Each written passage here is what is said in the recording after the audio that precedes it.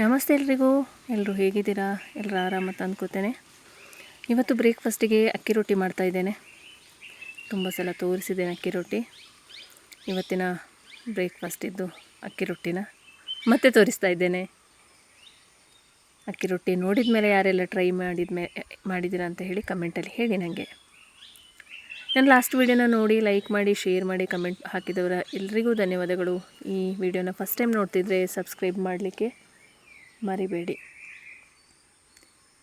ಇವತ್ತು ಟೆಂಪಲಿಗೆ ಹೋಗಬೇಕಿತ್ತು.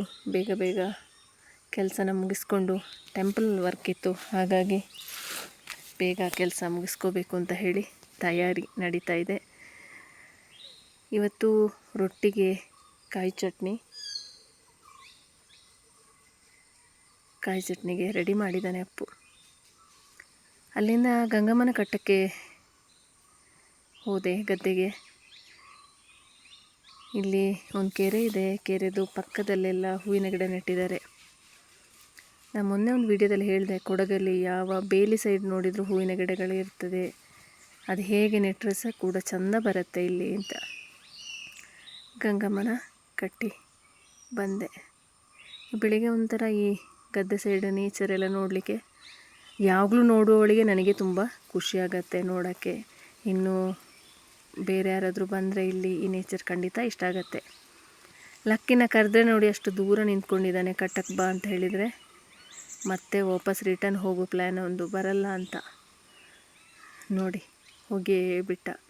ನಾನು ಕರೆದ್ರೆ ಯಾವತ್ತೂ ಕಟ್ಟಕ್ಕೆ ಬರಲ್ಲ ಅವನು.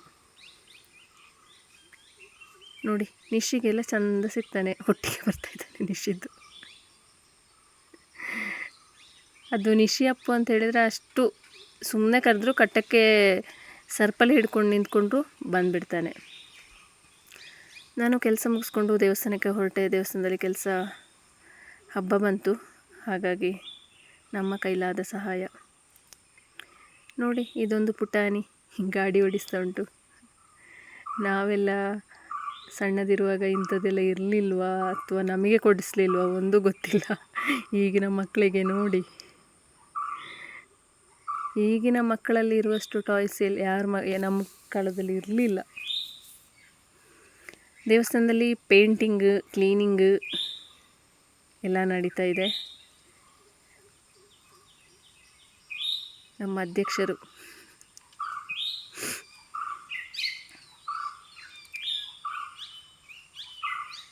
ಪೇಂಟಿಂಗ್ ಕೆಲಸ. ಏಪ್ರಿಲ್ 21ಕ್ಕೆ ಹಬ್ಬ, ಹಾಗಾಗಿ ದೇವಸ್ಥಾನವನ್ನು ಓರಣ ಮಾಡೋಣ ಅಂತ.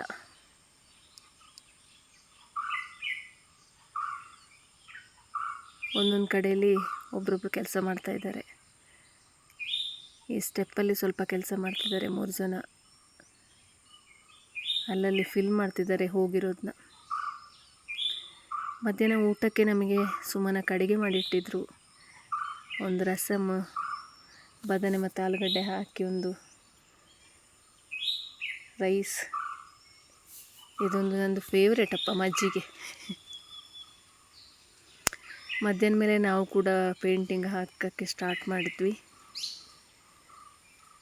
ನಾವು ಯಾವುದ್ರಲ್ಲಿ ಕಮ್ಮಿ ಇಲ್ಲ ಅಂತ ನಾವು ಕೂಡ ಪೇಂಟಿಂಗ್ ಮಾಡಿದ್ವಿ. ಈಗ ರೋಲೆಲ್ಲ ಇದ್ದ ಕಾರಣ ಪೇಂಟಿಂಗ್ ಮಾಡೋದು ಏನು ದೊಡ್ಡ ಕಷ್ಟ ಅಲ್ವೇ ಅಲ್ಲ. ಈ ಕ್ಲೀನಿಂಗಿಗೆ ಸ್ವಲ್ಪ ನಿಂತೆ ಫುಲ್ ಒದ್ದೆ ಆಗಿ ನೀರಲ್ಲಿ ಮುಳುಗಿ ಹೋಗಿದ್ದೆ. ನನ್ನ ಇವತ್ತಿನ ಈ ಮಿನಿ ಬ್ಲಾಗ್, ಸಂಡೇ ಬ್ಲಾಗ್ ನಿಮಗೆ ಖಂಡಿತ ಇಷ್ಟ ಆಗತ್ತೆ ಅಂತ ಅಂದ್ಕೋತೇನೆ. ಇಷ್ಟ ಆದಲ್ಲಿ ಲೈಕ್ ಮಾಡಿ, ಶೇರ್ ಮಾಡಿ, ಕಾಮೆಂಟ್ ಹಾಕಿ. ಮತ್ತೊಂದು ವಿಡಿಯೋ ಜೊತೆ ಮತ್ತೆ ಸಿಗ್ತೇನೆ. ನಿಮ್ಮ ಪ್ರೀತಿಯ ಜ್ಯೋತಿ. Thank you.